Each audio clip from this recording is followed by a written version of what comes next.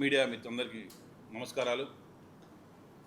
ఈరోజు కలెక్టరేట్లో ప్రెస్ మీట్కి ముఖ్య అతిథులుగా వచ్చేసినటువంటి జర్మనీ నుంచి వచ్చినటువంటి అతిథులకు, కలెక్టర్ గారికి, ఇక్లే టీంకి, కేఎఫ్డబ్ల్యూ బ్యాంక్ స్టాఫ్కి అందరికీ నా నమస్కారాలు.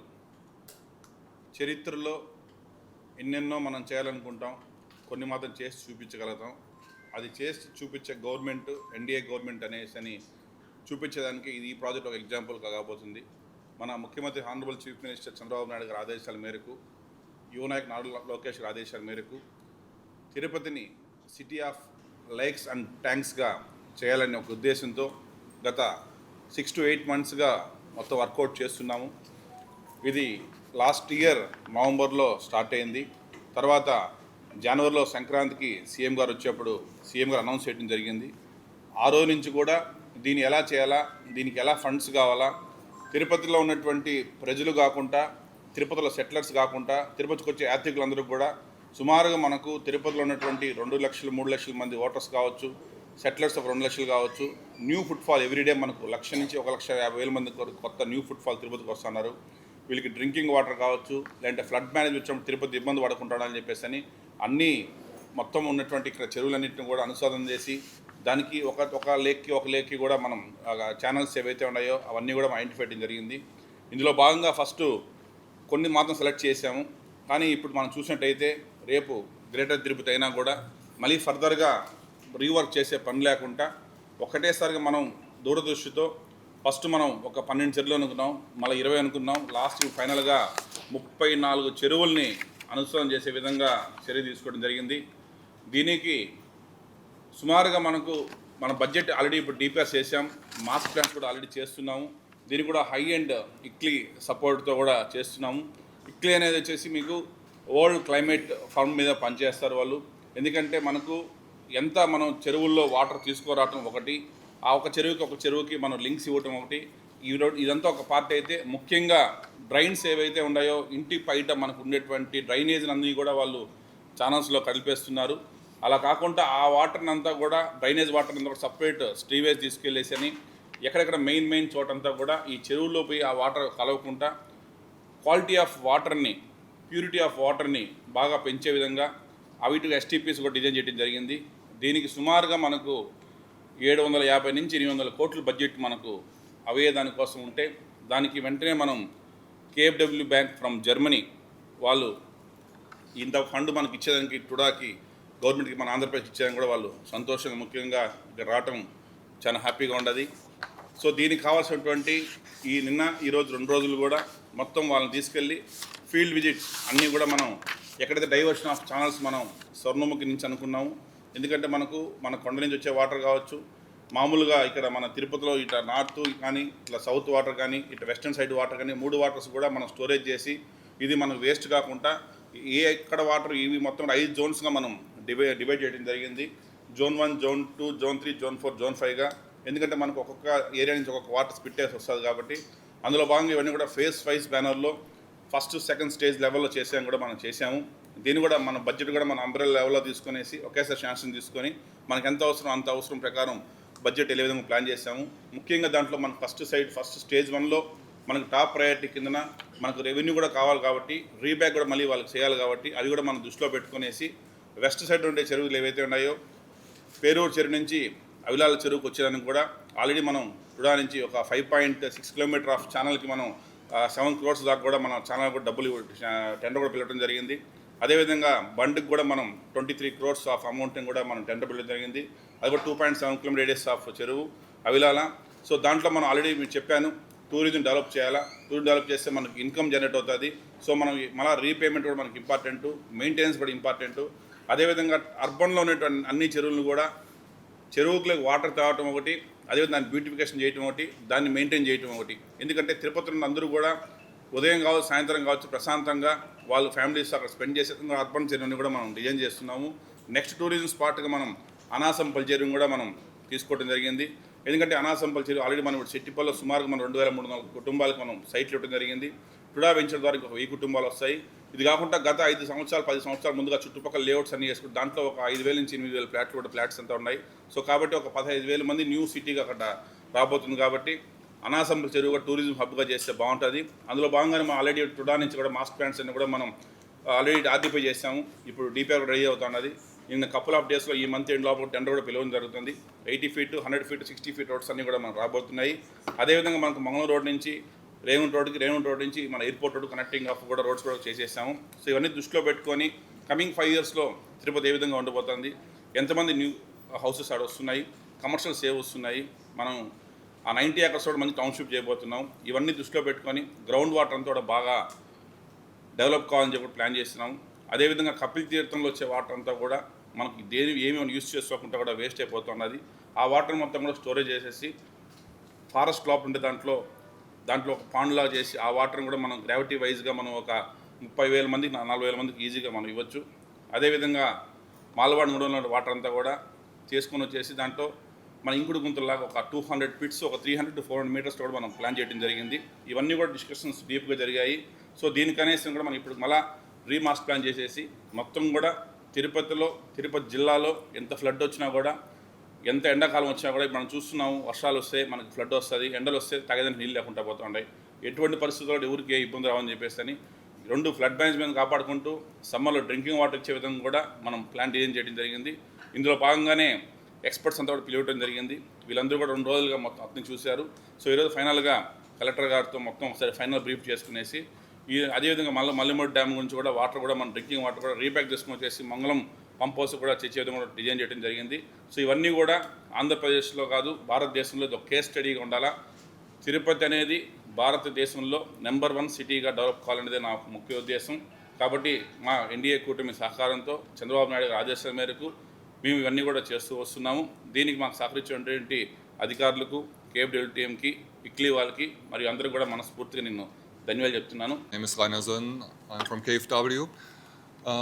KfW is a state-owned bank, and we are here on a mission on behalf of our government to explore the potential cooperation for this climate resilient project here in Tirupati. KfW is a long partner with India. In our sector of urban development, we have a portfolio of around 16,000 crores across India.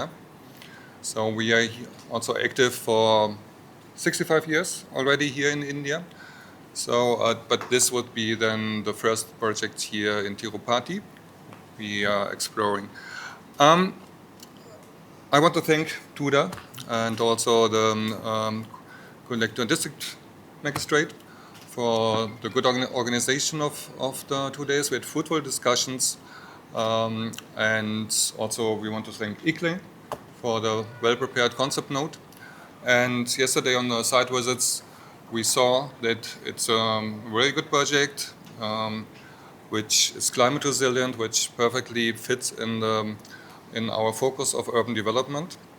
And we are now going to support the further development of the project, meaning there has to be conducted a few more studies on hydrological studies. Also, DPRs have to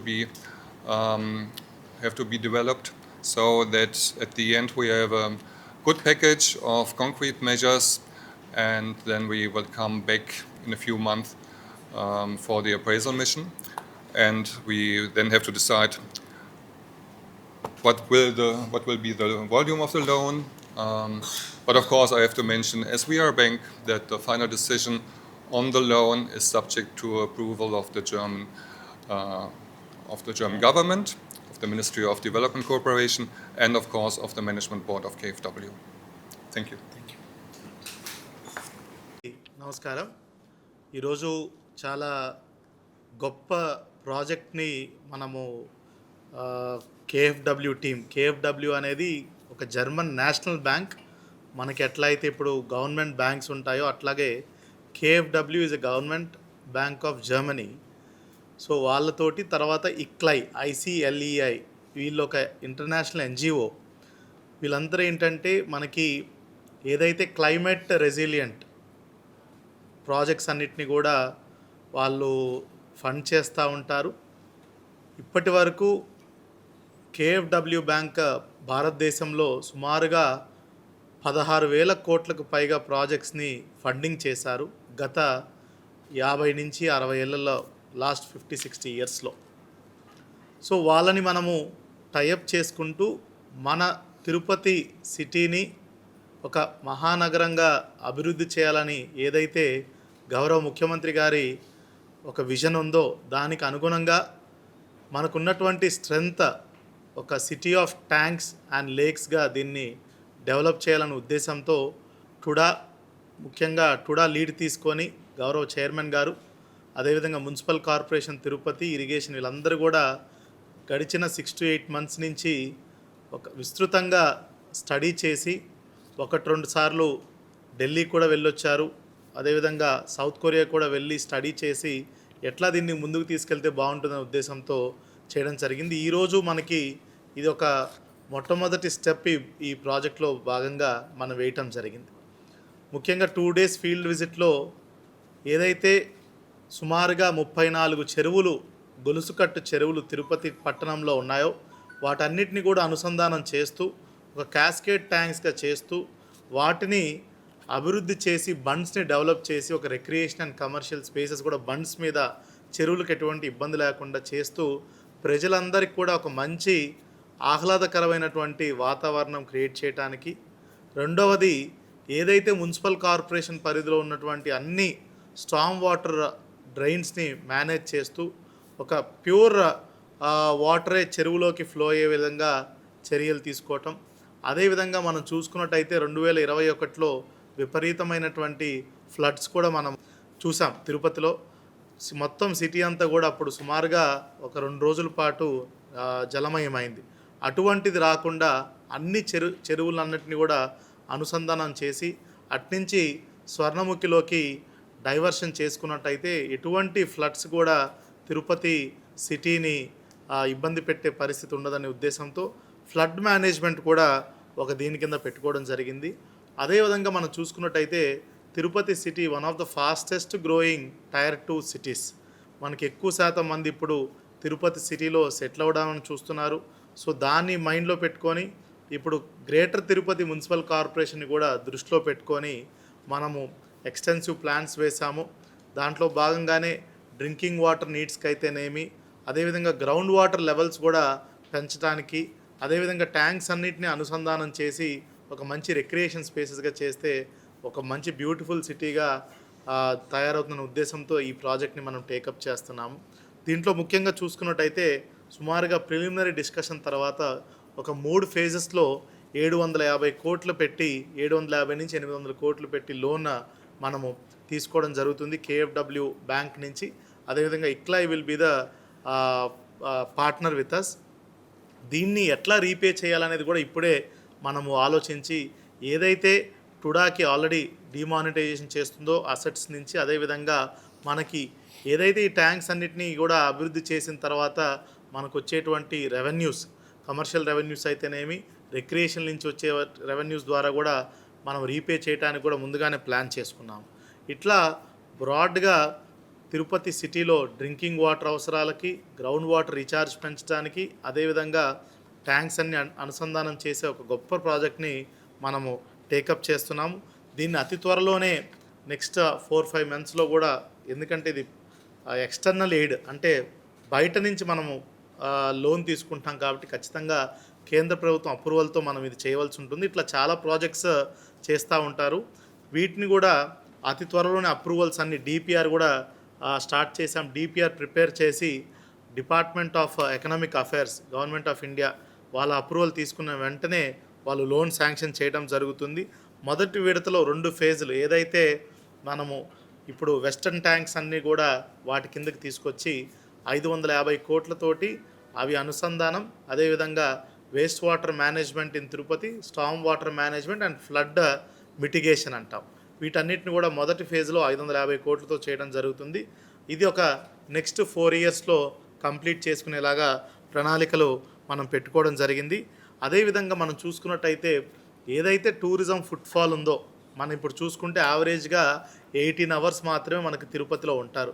వాటిని ఎట్టి పరిస్థితుల్లో ప్రతి ఒక్క tourist ఫుట్ఫాల్ని 48 hours చేసే విధంగా, 48 to 72 hours చేసే విధంగా కూడా ఇది ఒక కీలక భూమిక పోషిస్తుందనేది ఈ ప్రాజెక్ట్ మేము భావిస్తున్నాము.